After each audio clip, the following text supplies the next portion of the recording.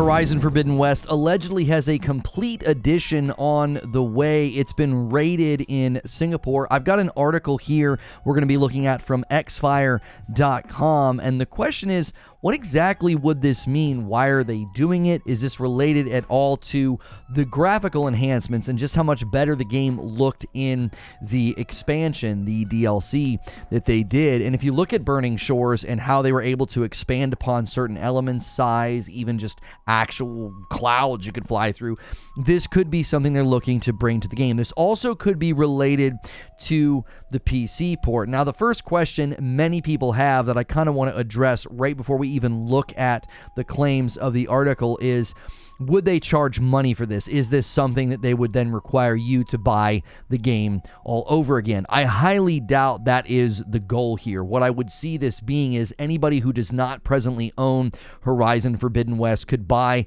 the complete edition. It would likely come bundled with Burning Shores, and then whatever reworking they're doing, whatever graphical enhancements that may be attached to this, that would be obviously included. Similar to how they handled the Death Stranding and the Director's Cut versions of Ghost of Tsushima, I could see this being like a $10 upgrade for anybody who currently owns Horizon Forbidden West. You wouldn't have to buy it, but it would likely come chock full of features, maybe graphical enhancements, maybe just new things to experience. I don't know. Maybe they're going to start adding things, a new game plus or other things of that nature. This could also be a bridge that they're building for the PS5 Pro. We know that the PS5 Pro is likely going to be announced, I'm going to guess, middle of 2024 with a late 2024 arrival, and they could be gearing this up for that so that it has not just graphical enhancements to make the whole game kind of look like Burning Shores, make it look as good as that, but also maybe lay in some work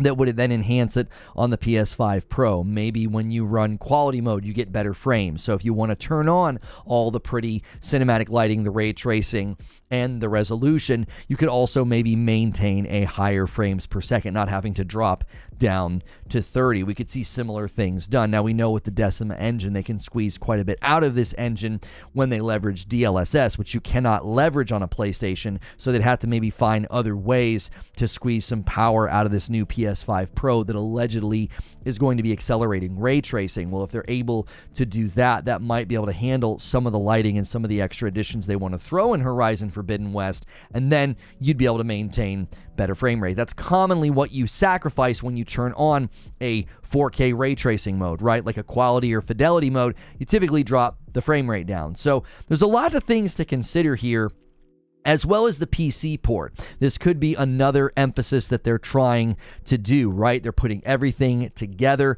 packaging it together with the Burning Shores DLC, and then they want the whole game to be at that graphical fidelity, how pretty Burning Shores looked compared to the rest of the game. They would probably like to tap into that to make the game look really, really nice on PC. And given the huge bumps in performance that Death Stranding saw with DLSS, I'm assuming they'd want to really be able to leverage all of that so they could make Horizon Forbidden West look really pretty, really immaculate on computers, and then leverage DLSS to anybody who has those NVIDIA cards so that they could really get a lot more out of weaker or older hardware. So let's take a look at this article, because I am curious about what in the world is going on here. And it says here, Horizon Forbidden West has been rated for the PlayStation 5, and it says Horizon Forbidden West Complete Edition is rated for PS5 in Singapore, with speculations at an early 2024 release and an eventual PC port. Now, when we think about this, why would you be rating it for the PS5? It's already on the PS5. Well, that's where you have to consider the fact that it is a complete edition. This is going to be something new, right? And this is what they're saying. The way that we see it, the PS5 port will be out next year, followed by the PC port, and then Horizon Zero Dawn Remake before we get either the MMO or the third entry into the franchise. That is something to consider here. Horizon Zero Dawn is rumored to be getting a remake. That's not surprising at all. They probably want to go back in there, comb over it, bring it up to the graphical fidelity of the new game like we saw with The Last of Us Part 1. It seems they're just wanting to have really an onslaught of their first-party titles looking next gen and running at the higher level of graphics. So let's continue reading here. Horizon Forbidden West, the critically acclaimed sequel to Horizon Zero Dawn, has garnered immense attention for good reason. It's an excellent game with an awesome DLC that, while review bombed, builds on the narrative and allows the universe to branch out to explore spin-offs and new installments. Review bombing is something that Metacritic is never going to look into. It's good for business. It's currently happening with Starfield. People that are like anti-Xbox are just bombing the heck out of it, making user review scores on Metacritic incredibly unreliable. Same thing happened with this DLC. Everybody went and hated on it because, oh no, Aloy kisses a girl. While Guerrilla Games hasn't been shy of teasing a bright future for the Horizon franchise, Singapore might have gotten the jump on the Amsterdam-based studio. According to a listing posted by Singapore's regulatory body, a Horizon Forbidden West Complete Edition is coming to PlayStation 5. This could be something literally as simple as a bundle. Like maybe they're just getting ready to have the game bundled with DLC just for whatever reason. Like, I don't know. Maybe they're going to be doing more PS5 bundles. The Horizon PS5 bundles in the past did quite well, but to me, I don't know if you'd really need to do that unless you were going back and like reworking things. So let's take a look at what else they say. For those closely following gaming news, this isn't entirely a surprise. The word about the Complete Edition was part of the NVIDIA GeForce Now leak. That leak has been very accurate, making its PS5 rating feel more like an anticipated revelation than a shocker. If all these rumors hold any water, this version might also find its way onto PC platforms, which PlayStation Studios has promised previously. If predictions hold true, we could see the game on PS5 by early 2024, granting Sony another feathery arrow in its quiver of exclusives for the fiscal year. The PC release could follow suit later the same year, or perhaps drift into 2025. Now, obviously, it's weird to read this, right? We could see the game on PS5 early 2024. It's already on PS5, right? It's already there. But this Complete Edition getting a new rating and potentially being sold again would likely, I think, be something other than just a bundle with the DLC. You wouldn't really need to rename it, because a Complete Edition doesn't sound like a bundle. It sounds like something else entirely, and let's see what Xfire thinks. Pricing has always been a factor for gamers, especially when considering editions packed with additional content. With the inclusion of the DLC, the Horizon Forbidden West Complete Edition could be priced around $70 for the PS5.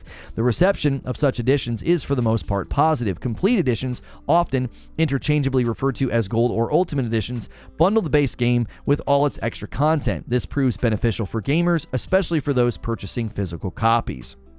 So, to me, a complete bundle's nice, but given what they were able to do for the Burning Shores DLC, I would think they'd want to do more than just bundle. Like, go in and give some of that extra love, give some of that extra punch to the base game of Horizon Forbidden West and say, listen, this is a brand new experience in some degrees. Like, everybody loved Burning Shores. Everyone praised just how beautiful it was, and bundling it with that along with some nice graphical upticks would be great. Again, this is pure speculation, but that's how I would couch this, especially if you're trying to sell any kind of an upgrade to somebody like me who already has the game. I gladly paid the extra $10 for the director's cut of Ghost of Tsushima. It's like one of my all-time favorite games. It was well worth all the new features. When the developers are going to go back and do more work and add more to the game, I'm not talking about removing bugs. I'm not talking about like a patch that fixes things. I'm talking about actual updates that are additive to the game. I'm totally fine paying for that, right? We're not entitled to additive content. Well, if they're going to be updating the game with bugs and fixes, quality of life patches, I think that should be free. I don't think we should ever have to pay for that. But additive content and updates that completely change the game or add completely new features, I think that's entirely different, because that requires dev work, bandwidth, and it costs the company money. Therefore, if you want that extra value, you got to pay for it. That's true in virtually every era, right? If you buy some subscription or you buy some TV show and then they release some extra additive thing and commentary and all this other stuff, you typically have to go buy those editions brand new of the entire show, series, or movie. You don't just get to pay $10. So the fact that we typically get to sort of add these things in for $10, I think, is a nice deal. Like in most places, if you own, I remember I owned the Lord of the Rings, and when I wanted the newer, better versions that were extended and had all the extra stuff, I couldn't go spend the difference. I had to buy a whole new set. And the fact that in video games they go in and they add a bunch of awesome stuff and you only have to pay, $10 for DLCs and stuff, right? 20 or 30. I think that's a great value that we're not having to like rebuy everything all over again like you do so often with movies and TV shows. A complete bundle simplifies the gameplay experience, allowing you to enjoy the entirety of the game while ensuring that you can lend it to a friend, or you'll still have the same experience even if you buy it secondhand. Now, history serves as a reminder that Horizon Zero Dawn welcomed a similar edition as well, marking an entry point for numerous fans to delve into Horizon universe. It didn't hurt that Sony literally gave it away for free a while back. 2 years since Horizon Forbidden West's original release, this news aligns well with PlayStation's typical release cycle for such editions. Now, the reason I think this edition could be different and actually do updates to the base game is because of how transparent they were about just how much they were able to do in Burning Shores that they couldn't do in the base game because of the PS4. So I would love to see that passion poured in. That's why I think this could be a little bit different. Ordinarily, I wouldn't run with this type of speculation, but given the commentary around Burning Shores, this could, I think, be a very different, complete edition than we've seen in the past.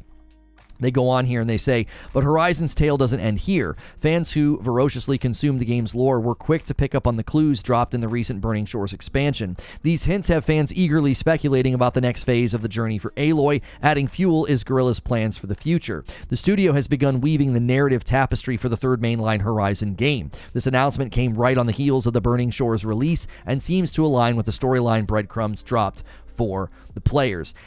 I don't think anybody's in the dark here that they want to continue the story. They actually had to make sort of an announcement about the fact that they were going to continue single-player adventure story stuff with Aloy because the news broke they were going to be doing a multiplayer game. And I don't think people heard that and took it as, are they changing the game, right? Is the next game going to be not just Aloy, but a multiplayer game or something of that nature? They seem to be capitalizing on how recognizable the franchise is. Now, I think they had similar plans with The Last of Us Factions. It became too big in their mind to include in a game. Let's break it off. It's recognizable. It's an IP that everyone loves. But unfortunately, it didn't have the legs to last. So, Bungie basically said this doesn't seem like it's ready for prime time. That's been put on hiatus.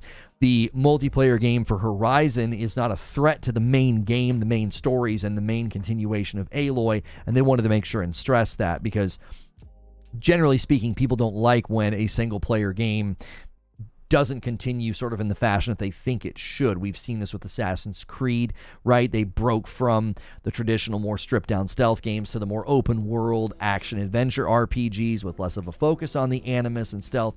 And I think people were rightly worried, like, whoa, are we no longer going to be playing as Aloy if you just crank out some live service multiplayer game? Now, the article continues here and says, changes are afoot at Guerrilla Games. Studio director and executive producer Angie Smets is now transitioning to a pivotal role at PlayStation Studios. The leadership at Guerrilla Games will now be steered by Joel Eschler, Hella Schmidt, and Jan Bart Van Beek. Apart from this, Guerrilla Games is setting the stage for an online multiplayer venture based in the Horizon universe. It was announced in December, and this project promises a unique visual style, letting players immerse themselves in the vast expanse of Horizon's wilderness in a collective experience. I don't necessarily know if it's going to be a unique visual style. From what we've seen, they've had to kind of dumb down the graphics because obviously if you're online in a multiplayer environment, it can't look as lush and as brilliant and as awesome as Horizon Forbidden West does as a single-player game, right? We all know how that typically goes. So from where I sit, this complete edition it's interesting to me given what they did specifically in Burning Shores. So my speculation is this is not going to be your typical, complete edition. Now, again, it's only rated for PS5, which makes sense. That, I think, the easiest prediction to make is it will be bundled with Burning Shores, which is why you don't see it rated for PS4, because Burning Shores is not available on PS4. But I push the speculation a little bit further, and I think they did some really cool stuff in Burning Shores that they couldn't do in the base game. And if you're sort of upgrading the game or divorcing the game, almost in a sense leaving behind PlayStation 4, it could be similar to things that we saw in Ghost of Tsushima's Director's Cut, along with the Death Stranding Director's Cut. There's stuff that I got in that Director's Cut on my PS5 that's not present in the game on the PS4, and I think that's something to consider here with this game. The cross-generational games are in a bit of a weird spot, and then when you have the previous game like Horizon Zero Dawn kind of lagging behind graphically, doing a remaster to uptick it in graphics and performance to sort of match that visual fidelity, I think is the right call. Now, I don't know if they're going to do this with a ton of games, because there are games that I think bridge the gap rather well. God of War 2018 got a 4K checkerboard update with 60 FPS, and it looks, I think, comparable to Ragnarok. Ragnarok did have an uptick, I think, in graphical fidelity, lighting, shadows, things like that. If you look very closely at the side-by-sides, it's a very, very visually impressive game. I remember debating people that it didn't look any different, and it's like if you actually look at side-by-sides, it looks quite a bit better. But Ragnarok, I think, bridges the gap a bit better than Zero Dawn. Zero Dawn does feel a little bit left behind, especially with respect to the mocap and the NPCs and the way their faces move and stuff. That was a huge uptick, I think, of quality in Forbidden West compared to its predecessor. So I would love to know what you think. Do they end up doing something with this more than just bundling? Is there something more here, and is it something that you'd be willing to pay for in the same way that some of us were willing to pay for stuff like the Director's Cut upgrade in Ghost of Tsushima? You can leave me a comment below, or typically these roll over into members-only discussions, so consider clicking the join button. That way you can support the channel directly and then be a part of those daily extra pieces of content that we do here on the channel. If you don't do memberships on YouTube, I do a daily live show every morning and uploads like this totally for free, so hit subscribe and the bell button, and I'll see you in the next video.